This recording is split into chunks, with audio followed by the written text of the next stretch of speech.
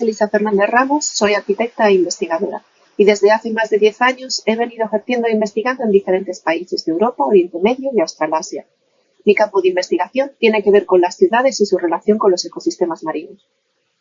A continuación, intentaré dar unas pinceladas sobre innovación, diseño y tecnología en el ámbito de los océanos urbanos, un área tan incipiente como, en mi opinión, apasionante, que seguro tendrá un enorme recorrido en el futuro del diseño, entre otros, por su vital importancia.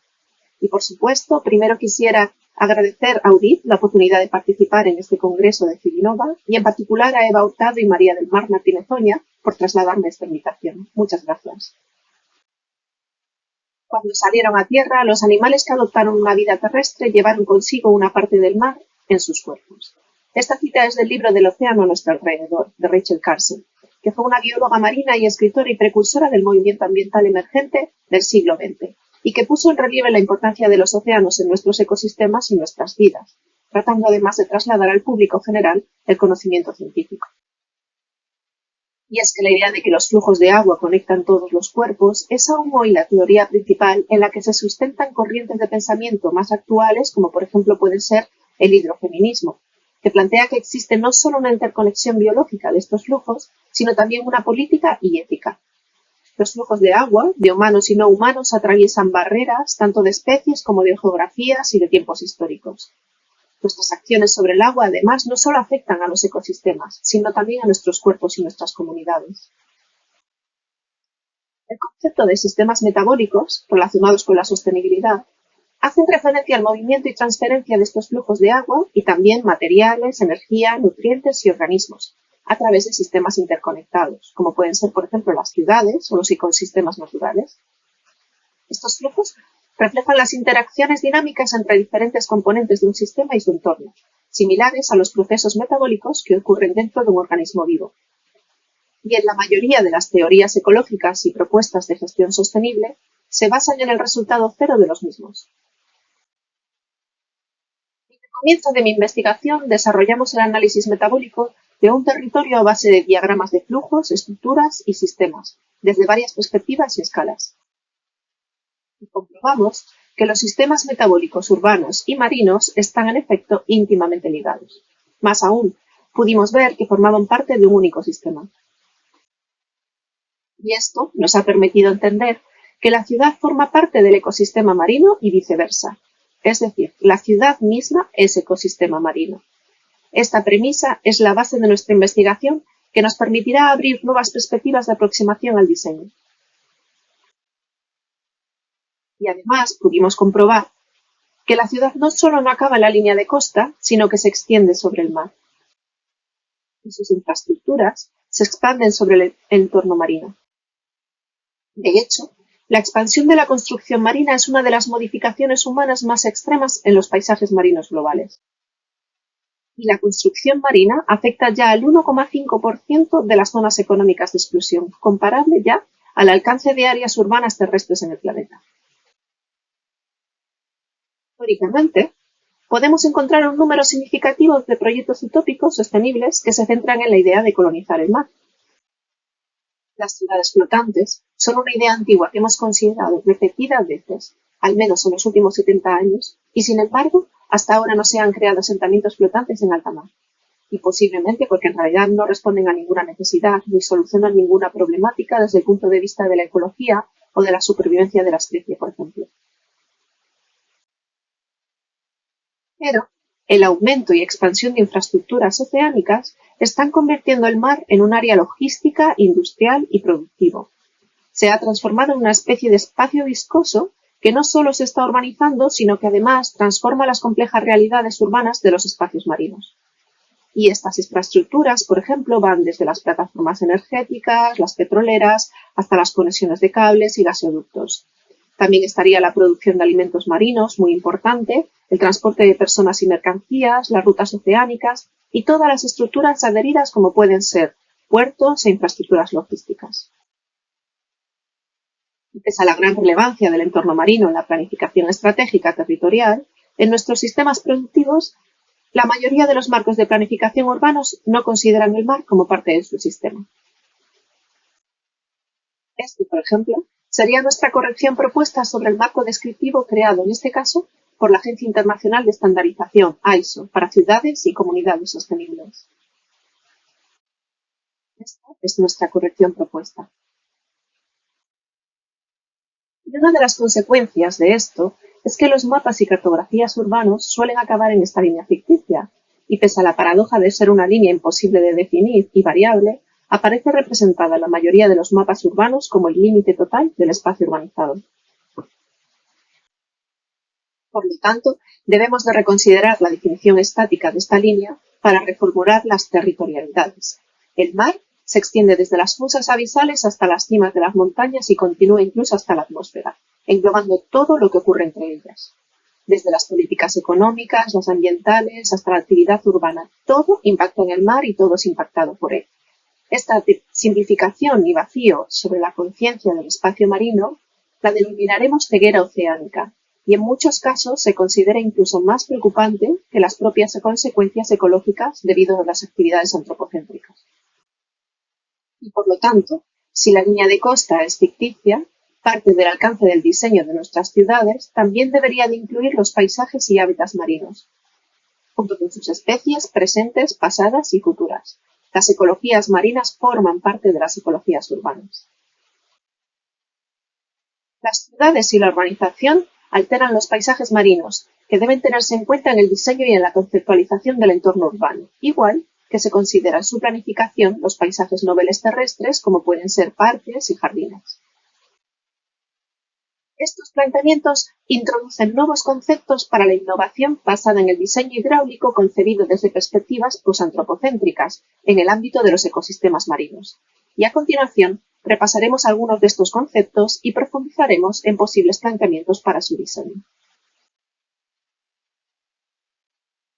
El Antropoceno es la era geológica en la que las dinámicas naturales están fundamentalmente alteradas por la acción del hombre. Y para tratar de superar esta era, en los planteamientos posantropocéntricos, los pactos entre multiespecies serán una estrategia fundamental para la definición de futuros sostenibles.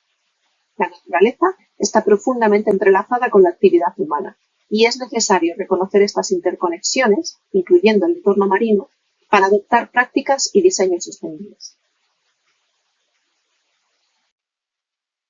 Debido a este grado de alteraciones antropocéntricas en los ecosistemas marinos y a la falta de datos históricos previos a las mismas, en la mayoría de los entornos acuáticos moldeados por el hombre es imposible devolverlos a su estado primigenio. Esto implicaría que el diseño de nuevos ecosistemas sintéticos y colaborativos regenerativos será la clave para empezar a construir estas alianzas. Es lo que denominamos restauración de ecosistemas, y fundamentalmente está encaminada a promover la resiliencia al cambio climático y, sobre todo, a revertir la pérdida de la biodiversidad. El gran reto de la restauración marina será el adaptarse a las condiciones futuras aún desconocidas. Y algunas de las consecuencias del océano urbano sobre los ecosistemas serían, por ejemplo, la interrupción de la interconectividad ecológica y la conformación de hábitats novedosos. De hecho, hoy sabemos que existen especies urbanas marinas que conforman nuevas redes de ecología urbanas que se sienten atraídas por estas alteraciones, al igual que ocurre en los entornos terrestres. Como por ejemplo, podríamos fijarnos en los cangrejos ermitaños del Antropoceno, que prefieren los hogares de plástico, y 10 de las 16 especies de cangrejos ermitaños del mundo utilizan conchas artificiales de residuos generados por el hombre, principalmente los derivados por el plástico. Entre los motivos de esta preferencia, por ejemplo, se encuentra la ligereza y comodidad de estos materiales frente a las tradicionales y pesadas conchas. Y además, las señales sexuales serían más atractivas para las hembras con este tipo de vivienda, posiblemente debido al color, formas y olor. Además, en referencia a las pistas de olor y camuflaje, estarían estas conchas mucho más adaptadas a entornos urbanos marinos ya contaminados. Y ocurre lo mismo con las larvas de invertebrados marinos, que adoran los plásticos. La contaminación por plástico ha aumentado la disponibilidad y variedad de sustratos que son utilizados por estas especies invasoras para asentarse. Esto es lo que se denominaría la plastiesfera. Este sustrato y su abundancia en los mares implican un menor gasto energético asociado primero a la búsqueda del hábitat. y esta fuerte presencia de las larvas por los plásticos extiende el rango de distribución de muchas especies invasoras, ya que pueden viajar largas distancias adheridas a escombros flotantes, lo que aumentaría la introducción de hábitats nuevos en entornos remotos marinos. Y también, megaespecies como los tiburones se ven atraídos por las zonas urbanizadas posiblemente relacionado con el suministro de alimentos de algunas actividades costeras, similar a lo que ocurre con los patrones de los carnívoros terrestres, por ejemplo. Y los pulpos gigantes del Pacífico se sienten atraídos por estos entornos marinos urbanizados debido a la provisión de guaridas y estructuras artificiales. Y como caso paradigmático de estas estructuras soporte para ecosistemas nuevos, podríamos hablar de los barcos naufragados, que se estima que existen hasta 3 millones de barcos naufragados en todo el mundo. Estos barcos constituyen reconocidos puntos de interés para las investigaciones arqueológicas, pero también representan importantes recursos ecológicos al proporcionar hábitats submarinos que pueden ser colonizados por una amplia diversidad de organismos, desde microbios hasta megafauna, y además funcionan a modo de islas submarinas que fomentan las conectividades entre mares. Estas denominadas ecologías de los barcos naufragados tienen una gran importancia cultural y también ecológica para las comunidades locales, sirviendo incluso en algunos sitios como sitios de pesca, turismo e incluso para la resiliencia costera. Y analizar los procesos que tienen lugar en estas estructuras nos permiten comprender estos fenómenos de integración de ecosistemas para poder aplicarlos nosotros de manera premeditada en el diseño de soportes de nuevas estructuras regenerativas. Ocurre algo similar con los paisajes marinos industriales urbanos, que en ocasiones presentan hábitats dinámicos y abundantes para peces. Y estas áreas podrían ser, por ejemplo, los puertos industriales y las marinas, y han sido descritos habitualmente en literatura científica como degradadas y empobrecidas, pero también diversas y abundantes en muchos casos, llegando incluso a ocurrir que los paisajes marinos industriales urbanos pueden contener una alta densidad de fauna marina móvil, similar a la de las áreas naturales, incluyendo incluso especies de interés para la pesca.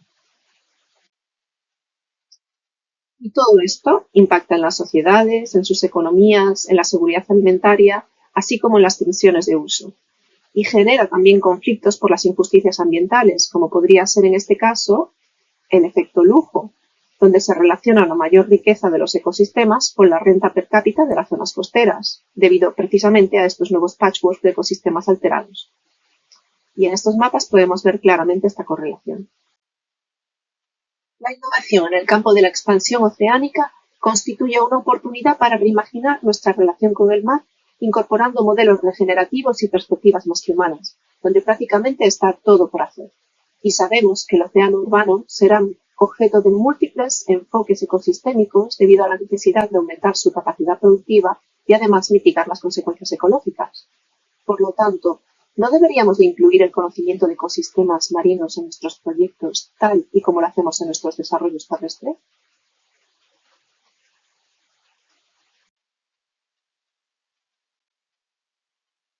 Las acciones antropocéntricas, como pueden ser la agricultura y ganadería intensiva, los incendios provocados, la tala de bosques, la minería terrestre y marina, la construcción de infraestructuras, la urbanización y el dragado, la canalización de ríos, entre otros muchos, motiva la pérdida y degradación de multitud de hábitats.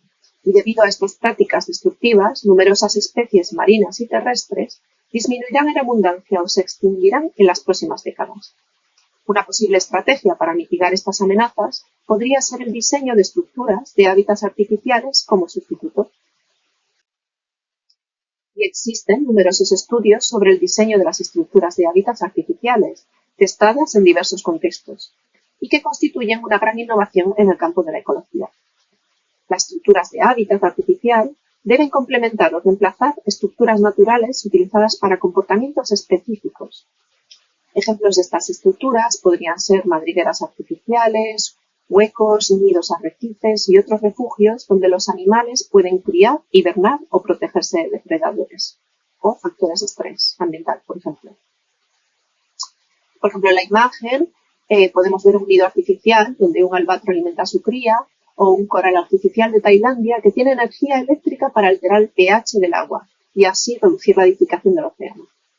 También vemos una caja nido de possum en un bosque australiano, cuya comunidad está siendo ahora recuperada debido a los incendios, y un pez manchado utilizando la estructura de desove artificial que consiste en un poste de cerámica en un río también de Australia. Las estructuras de hábitat artificial pueden estar compuestas de materiales tanto naturales como artificiales. Algunas implican modificaciones a estructuras ya existentes en el ambiente, como la adición de grietas u otros microhábitats en muros, mientras que otras son más complejas e involucran la adición de construcciones en áreas donde no existían ya estructuras. Aquí, por ejemplo, vemos madrigueras rocosas artificiales o hibernáculos subterráneos en construcción en Noruega para los tritones, o un macho de salamandra gigante custodiando un grupo de huevos dentro de una de las cajas nidos colocadas en un arroyo de agua dulce, o una isla flotante artificial construida para proporcionar refugio a ascores durante las inundaciones, o también un túnel refugio construido en este caso en un bosque afectado por incendios para reducir la depredación de pequeños mamíferos terrestres por parte de otros depredadores invasores. Otro ejemplo serían las construcciones de hoteles para caballitos de mar. Los caballitos de mar se desplazan usando las corrientes marinas y al no dirigir ellos mismos su propio movimiento, es crucial para ellos poder agarrarse con sus colas, generalmente en las praderas oceánicas o en plantas acuáticas, para poder desarrollar algunas funciones como por ejemplo la reproducción. Pero debido a la urbanización costera, estas praderas marinas están fuertemente impactadas, habiéndose reducido vertiginosamente sus poblaciones. Así que se observó que muchos individuos se veían atraídos, incluso preferían, sobre los sustratos naturales, las jaulas de pesca abandonadas y otras estructuras provenientes de la urbanización, como podían ser carros de la compra, por ejemplo. Se hizo una investigación en la que se instalaron 3 diseños diferentes de los denominados hoteles para caballitos de mar, en Nueva Gales del Sur, también en Australia. Este estudio demostró que los caballitos de mar blancos pueden habitar en estos hoteles en ausencia de hábitats naturales y que representaban una herramienta muy valiosa para apoyar sus poblaciones. Incluso posteriormente, en otro experimento en un laboratorio, se probaron diferentes diseños de anclajes artificiales, uno que imitaba los pastos marinos y otro las macroalgas, y se descubrió inesperadamente que los que imitaban las macroalgas eran preferidos por los caballitos de mar, por lo que el diseño mimético también constituye un importante cambio de estudio para estos hábitats artificiales. Pero falta mucha investigación en este campo. En ocasiones, alterar los ecosistemas producen resultados diferentes a los esperados. En Francia, por ejemplo, los lagartos ocuparon casi el 80% de las madrigueras artificiales que se crearon para conejos, y en los Alpes suizos, la provisión de unas cajas nidos que replicaban los huecos en los árboles para los pájaros carpinteros llevó a un aumento de casi 6 veces el tamaño de la población de las aburillas. Por lo tanto, para un diseño efectivo de hábitats sintéticos, al igual que con cualquier otra tecnología nueva, es necesario el diseño cuidadoso y la experimentación para optimizar la efectividad antes de una implementación generalizada. Los factores que influyen, por ejemplo, en su definición podrían ser la posición de la estructura en el paisaje, su orientación, dimensiones físicas, color, dinámicas, microclimáticas, complejidad estructural, dureza, porosidad o la química de la superficie. Las tecnologías serán determinantes también para el diseño de estos hábitats. La integración de enfoques ecológicos tradicionales, con avances en el modelado computacional e ingeniería, por ejemplo, está evolucionando el diseño de hábitats artificiales y haciéndolos cada vez más eficaces. Con la intención de aumentar los nidos disponibles para el búho poderoso en peligro de extinción en algunas zonas urbanas, se utilizó, por ejemplo, el escaneo 3D para identificar la posición ideal de la superficie del árbol para instalar estos nidos. Después, digitalmente, se crearon nidos customizados para esta posición específica del árbol. Y montaron el nido utilizando la realidad aumentada para producir las piezas y probar el prototipo impreso en 3D. Las tecnologías también se pueden incorporar en los diseños para reducir el riesgo, por ejemplo, de competición, excluyendo especies que no son objetivos de las intervenciones. Por ejemplo, diseñar una pila de rocas para proteger de ratones invasores. En este caso se utilizaron software de videojuegos para modelar el espacio tridimensional dentro de las rocas y optimizar el tamaño para evitar la entrada justo de estos roedores.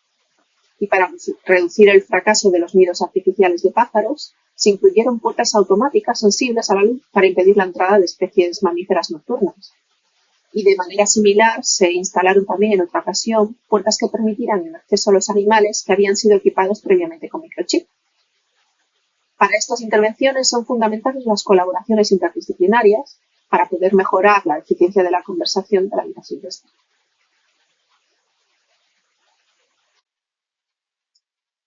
Las propuestas de desarrollo futuro para el posantropoceno deben de integrar estos conceptos combinados con estructuras complejas y sistemas que también sirvan para el desarrollo humano, incluso con fines productivos, como ocurre, por ejemplo, en el caso de la agricultura o la acuacultura regenerativa.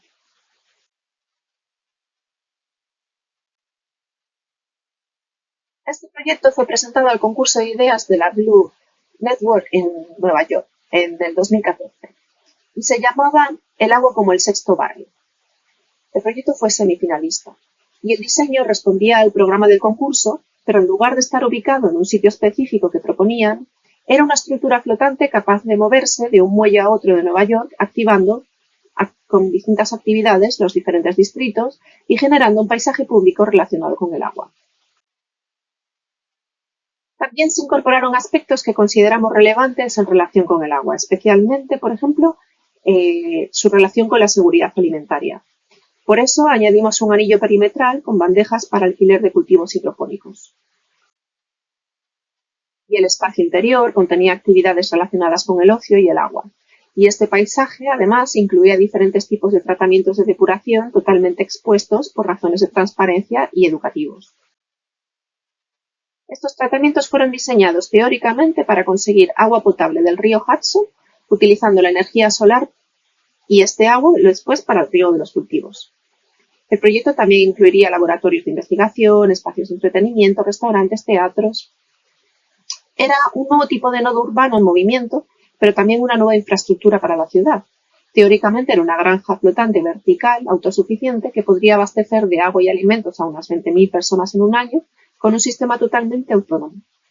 Era una especie de Central Park que combinaba naturaleza, biodiversidad, agua y educación, y además era una estación de producción agrícola para la ciudad. Pero sobre todo era un nuevo icono que se insertaba en el horizonte de la ciudad, navegando entre los muelles, representando tecnología y sostenibilidad, y podía transportarse a cualquier otro lugar del mundo como un embajador e incluso asistir en áreas de crisis humanitaria. Sin embargo, este diseño de alta tecnología tendría una gran demanda energética y también podría ser altamente insostenible desde el punto de vista de su mera construcción y materiales. Así que como icono podría funcionar, pero tampoco podía resolver los problemas de seguridad alimentaria de una nación o de una ciudad debido a su alto costo. Además, el posicionamiento de esta intervención, aunque incorporaba soportes de hábitats artificiales, era concebido desde puntos de vista totalmente extractivistas, más que regenerativos, y pese a buscar una cierta sostenibilidad de los recursos, no consideraba las ecologías marinas ni la red colaborativa entre especies. Por lo tanto, este proyecto sirvió como punto de partida y respondía a un programa muy específico, que ni siquiera era vigente a día de hoy con los retos que nos enfrentamos actualmente. Por ello, es importante encontrar un nuevo concepto capaz de abordar un enfoque más holístico respecto a la seguridad alimentaria, el diseño urbano y el crecimiento sostenible y las ecologías marinas urbanas desde posicionamientos posiblemente más posantropocéntricos. O lo que es lo mismo, investigar en el desarrollo de las infraestructuras azules. Las infraestructuras azules son o deben ser sistemas diseñados para trabajar o incluso producir en armonía con los procesos ecológicos marinos. Existen marcos estipulados para el desarrollo de estas construcciones, que incluyen una serie de pasos específicos para diseñar los desarrollos costeros y minimizar los impactos ecológicos, además de proporcionar los servicios múltiples. Está basado en principios generales de evaluación de impacto ambiental y en los conceptos derivados de la ecología de la restauración que hablábamos antes. Así que, el primer paso sería especificar los objetivos ecológicos, reconociendo que la rehabilitación de ecosistemas previos, en muchos casos, podría ser irrealista. Nuestro punto de partida tenía que ver con una relación entre la producción de alimentos relacionada con el consumo de agua, las cadenas de distribución, los problemas ecológicos derivados de la agricultura extensiva y tal y como habíamos empezado a considerar todos estos temas en el 2014. Estos planteamientos afectan a nuestras ecologías terrestres, pero también nos dimos cuenta que afectaban a las acuáticas y sus conectividades. Por lo tanto, desde el punto de vista de sistemas metabólicos, tendría sentido plantearnos la producción de alimentos, en este caso, de manera circular entre el mar y la tierra. Como objetivo ecológico en el territorio terrestre, nos propusimos el conseguir un uso sostenible de los acuíferos en territorios agrícolas de agricultura extensiva y minimizar los vertidos a los ecosistemas marinos, tanto de pesticidas como fertilizantes, como los desechos orgánicos o los plásticos, por ejemplo, de los invernaderos, gracias precisamente a la circularidad de los flujos del sistema marino terrestre también. Y como objetivos concretos en el territorio marino, entendíamos que nuestra infraestructura tendría una componente de restauración de hábitats, que recuperase áreas marinas degradadas, proporcionando también refugio para peces, crustáceos, moluscos y facilitar el establecimiento de comunidades ecológicas más estables y funcionales. A su vez, tendría una componente de protección costera, actuando como barrera natural frente a tormentas y aumento del nivel del mar. Y además, como parte del sistema urbano oceánico, debería de incluir actividades urbanas compatibles y sostenibles, como puede ser el apoyo a la pesca local, crear áreas de refugio para especies comerciales o promoviendo actividades como el ecoturismo a través del buceo recreativo o la gastronomía local, entre otras. El segundo paso en el desarrollo de infraestructuras azules es la selección de sitios de referencia. Esto incluye elegir los sitios que sirvan como modelos para comparar el éxito de las intervenciones y además deben de reflejar las condiciones del ecosistema deseado, ayudando a establecer las metas cuantitativas. En nuestro caso, lo localizamos aquí. Esto es el mar de plástico, en Almería. Esta zona geográfica se convirtió a partir de un terreno infértil en una de las principales áreas agrícolas y productivas gracias a la tecnología de los invernaderos. Son 30.000 hectáreas mayoritariamente cubiertas por plástico. Y en las últimas décadas, este mar hecho de plástico, en las costas del Mediterráneo, ha generado una gran producción de frutas y verduras de pequeños productores, convirtiéndose en líderes en exportaciones al mundo. Este fenómeno ha transformado el territorio, la economía, la sociedad, la cultura e incluso el clima en toda la región de Almería.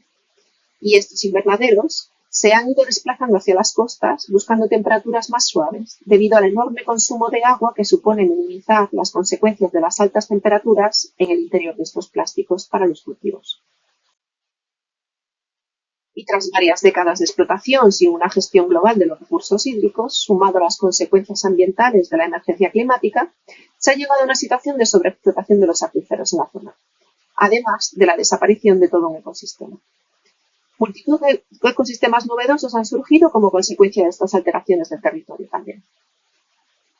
La mayoría de las soluciones propuestas para resolver las limitaciones de agua en Almería han sido la construcción de desalinizadoras por parte de los gobiernos, que actualmente operan muy por debajo de su capacidad debido a los altos costos de la desalinización y de la electricidad para el bombeo de agua hacia las granjas, lo que genera el rechazo de los agricultores.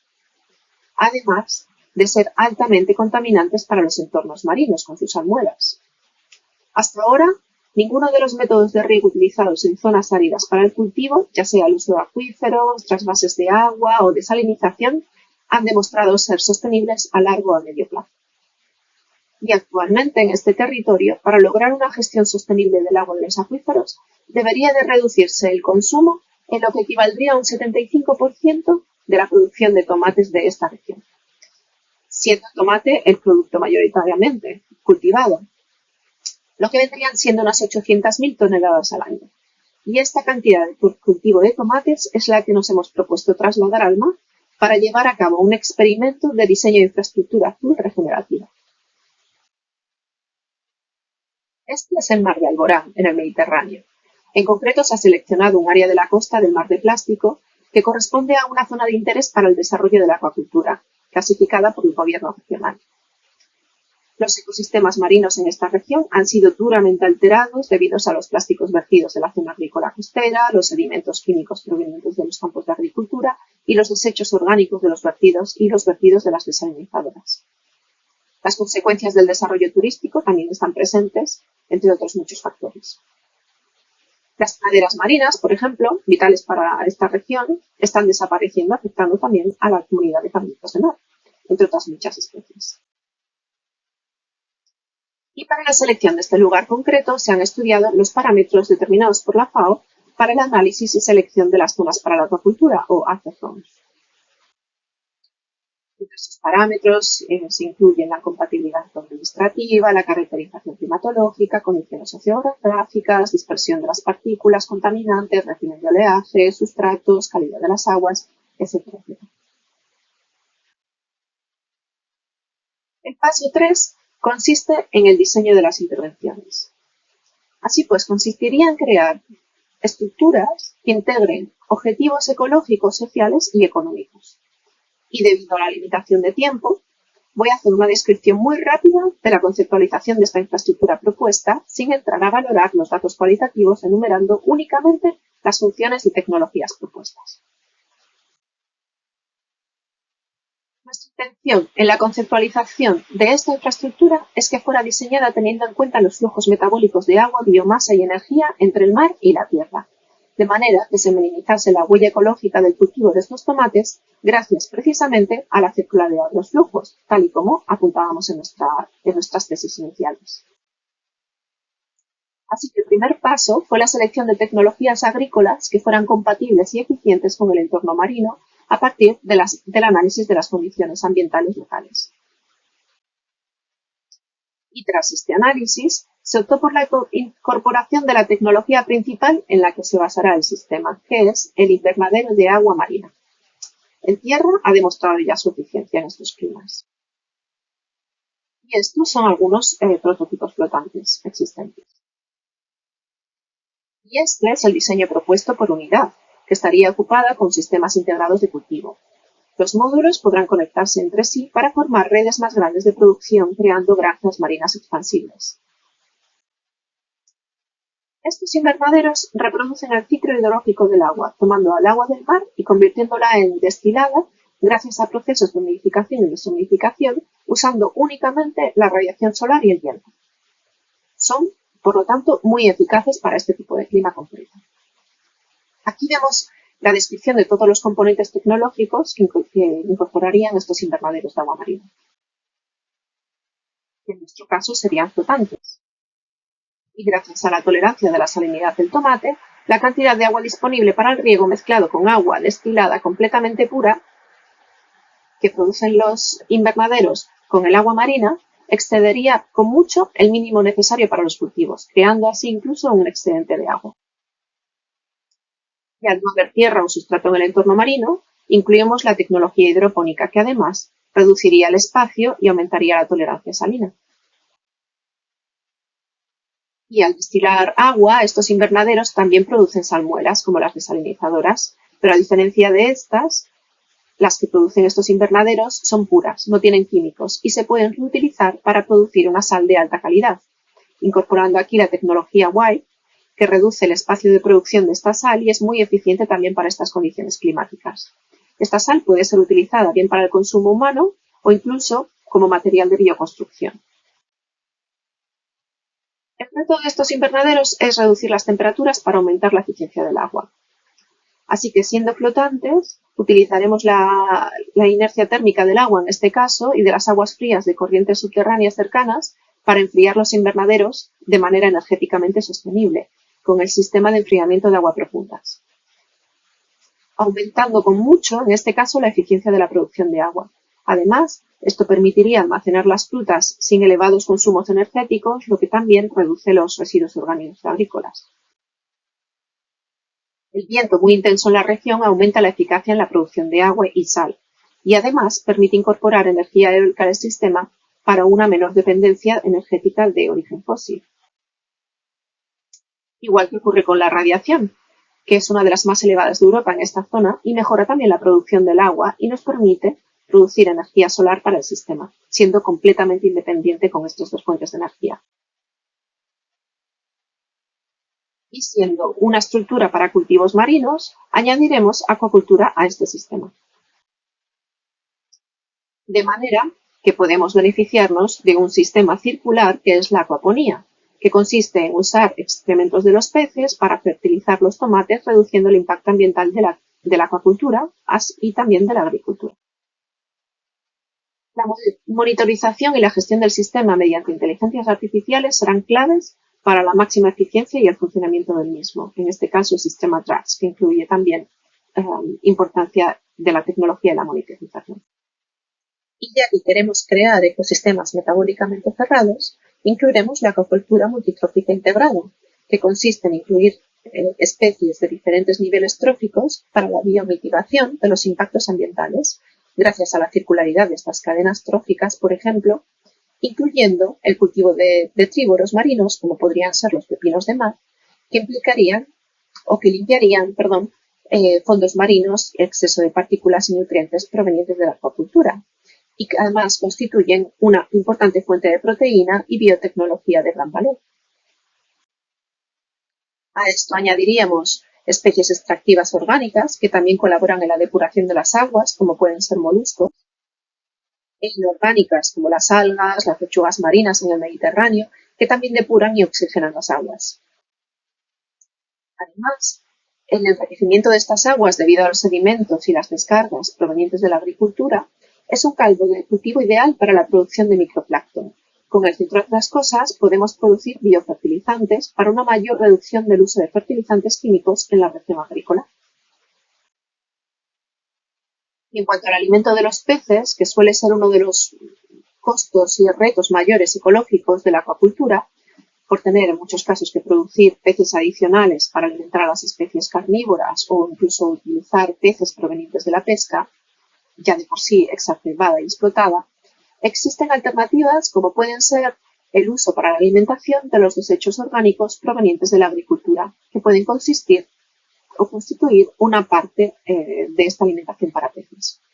La otra parte, además, puede provenir de los propios moluscos cultivados, que además no necesitan ser alimentados y que constituyen una fuente de producción de biomasa sin requerir alimentos y además no producen desechos a la vez que depuran el agua.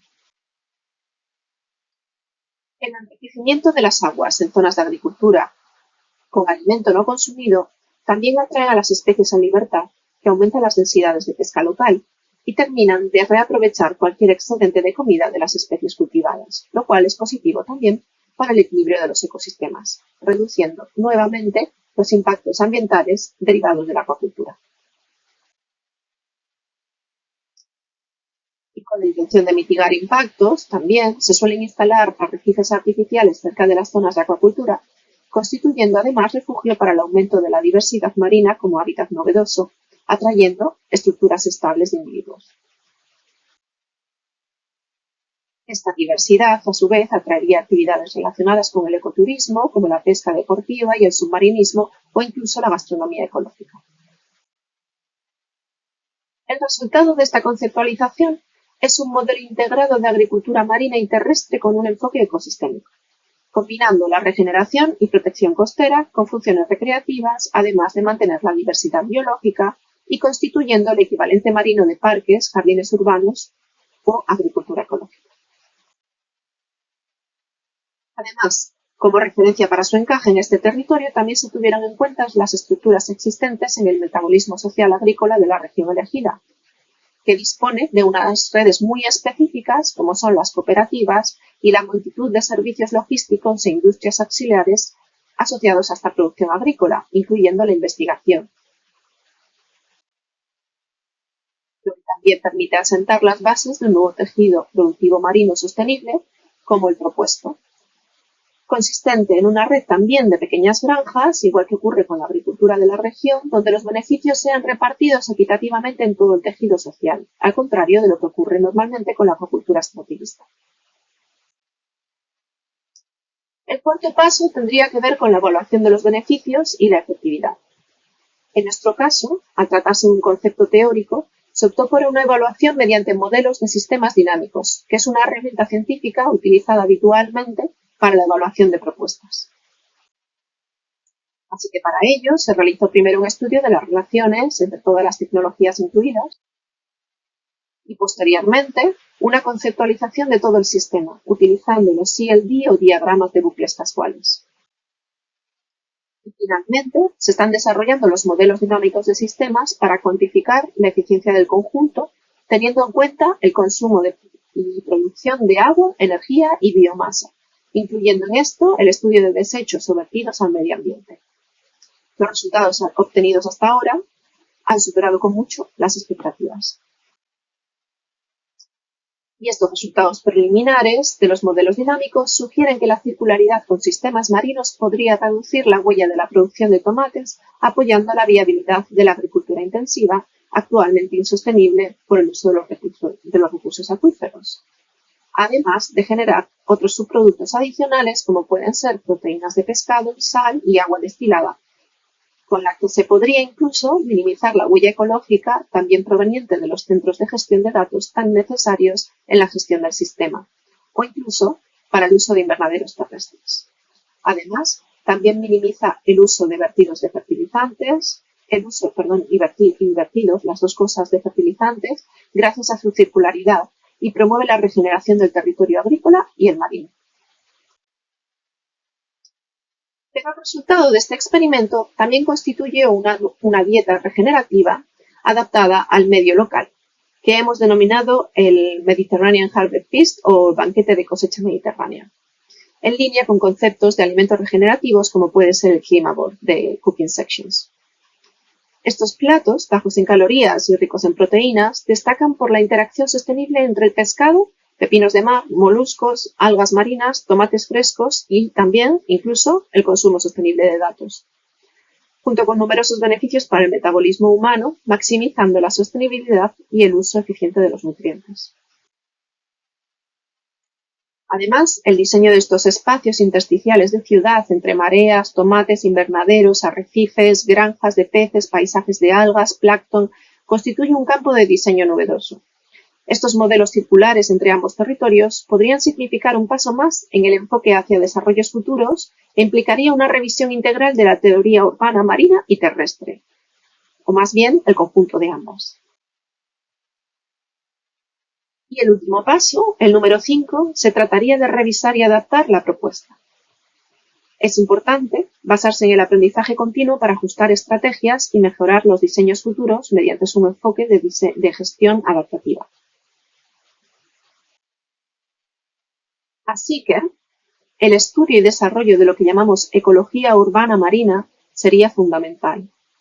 Esta es una nueva disciplina que está comenzando a asentar las bases de las implicaciones de las acciones humanas en las ecologías marinas, tanto de diseño de barcos, como de marinas, como de pequeñas infraestructuras, de absolutamente todo. Y sería fundamental incluir este conocimiento en el diseño si queremos desarrollar proyectos más sostenibles con el medio marino. La revisión y el estudio de los impactos de cada una de las partes y funciones de nuestra propuesta, en este caso, ha sido revisada bajo estos parámetros, para poder así tener una noción de los peligros potenciales de la intervención y adaptarla o bien con los mecanismos que ya conocemos o bien buscar nuevas soluciones novedosas a estos retos. Y para su diseño es fundamental el papel de la ingeniería ecológica. La ecoingeniería marina es un enfoque interdisciplinario que combina los principios de ingeniería, ecología y diseño sostenible para desarrollar estas infraestructuras que trabajen en armonía con los sistemas marinos y costeros. Su objetivo principal es mitigar los impactos negativos de las actividades humanas en el medio marino, en este caso, y mejorar la resiliencia de los ecosistemas, al mismo tiempo que satisface las necesidades humanas como la protección costera, la producción de alimentos o la generación de energía, tal y como vimos con las infraestructuras azules. A continuación, describiremos brevemente algunas de las estrategias propuestas para el diseño de este tipo de construcciones que ya se están testando. Así que, por un lado, estaría la texturización, que nos permite crear unas superficies rugosas o agregar unos patrones geométricos para fomentar la colonización de algas o pequeños invertebrados. Las superficies lisas tienden a reducir la colonización en general, mientras que las texturas complejas pueden ser beneficiosas en determinados contextos para favorecer la biodiversidad nativa. Pero habría que optar por el diseño de las texturas específicas para las especies nativas concretas y así limitar las invasiones alienígenas. Los sustratos locales serían importantes también para evitar las especies invasoras, así que se propone el uso de materiales y sustratos naturales locales, por ejemplo, mezclando con arenas locales o conchas nativas los hormigones. El hormigón, además, puede llevar algunos aditivos para favorecer estas especies. Después estaría el diseño de microhábitats, que se trataría de incorporar depresiones pequeñas o ranuras que detengan el agua, especialmente en las áreas intermareales, proporcionando así refugio para los organismos durante la marea baja, como ocurre con las rocas. En este ejemplo de Singapur, por ejemplo, en el proyecto de Living Seawalls, se transformaron los muros de contención de hormigón en paneles modulares que aumentaron la riqueza de las especies hasta al menos un 20%. O, por ejemplo, el uso de materiales para limitar la adherencia. Se han desarrollado ya recubrimientos avanzados, basados en nanotecnología y biocompatibilidad, que dificultan la adherencia de estas bioincrustaciones no deseadas. Estos materiales no son tóxicos y se inspiran en propiedades autolimpiantes, por ejemplo, de organismos marinos, como pueden ser los tiburones. De estas plataformas de energía mareomotriz del Golfo de Maine han incorporado recubrimientos de silicona texturizada que reducen las bioincrustaciones en un 60%, prolongando además los intervalos de mantenimiento. O bien la creación de hábitats artificiales, como los arrecifes modulares, las estructuras submarinas personalizadas, que son diseñados para replicar las funciones de los hábitats naturales, como son los ya mencionados hoteles para caballitos de mar. Después influiría también el movimiento y la orientación, puesto que las estructuras fijas son menos atractivas para las especies invasoras en comparación con las flotantes, así que sería importante diseñar estructuras fijas en lugar de flotantes siempre que la funcionalidad lo permita. Y después, otro factor que solemos utilizar son las topografías y la biomimética en general, que es muy importante en el área de trabajo de estos proyectos. Entonces, reproduciendo, por ejemplo, ejemplos de paisajes naturales, como estos de estas rocas, para lo cual el uso de las tecnologías de escaneo e impresión 3D juegan un papel clave, puesto que tienen que ser muy precisas. Y después el color influye también. Las superficies brillantes y claras favorecen la colonización de algas nativas sobre invertebrados no autóctonos. O la luz. La construcción de marinas y estructuras asociadas genera generalmente sombras permanentes, lo que fomenta las comunidades de especies no autóctonas e invasivas. Así que se debe de minimizar la sombra, incluyendo superficies translúcidas o rejillas, por ejemplo.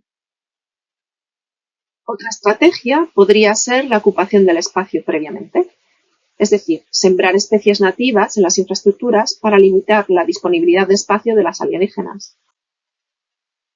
Y, por supuesto, la monitorización de todas las intervenciones es clave para analizar los resultados e ir creando un conocimiento más avanzado para crear soluciones adaptadas. Los proyectos de restauración deben siempre incluir sistemas de monitoreo que evalúan el éxito ecológico, la riqueza de especies y los flujos de nutrientes.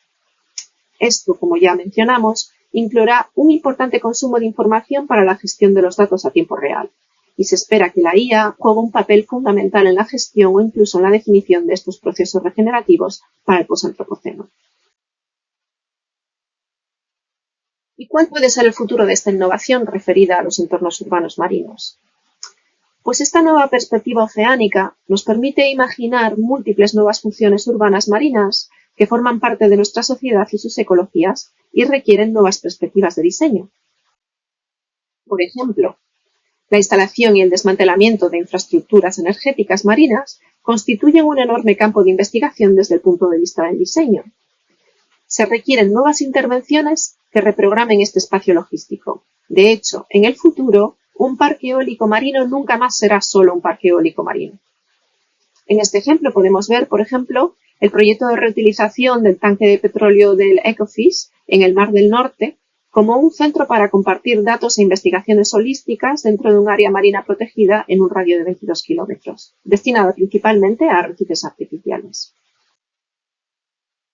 Este enfoque podría permitir una mayor fluidez en la planificación espacial, reconociendo que las actividades humanas y los ecosistemas no tienen por qué estar reñidos ni ser mutuamente excluyentes.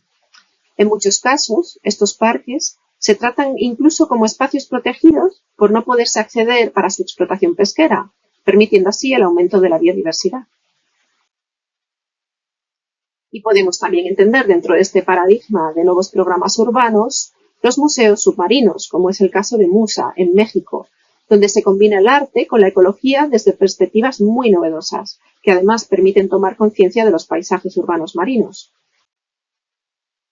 O el proyecto de Architecture, que representa una iniciativa para desarrollar estrategias de adaptación para la ciudad de Nueva York frente al cambio climático y el aumento del nivel del mar.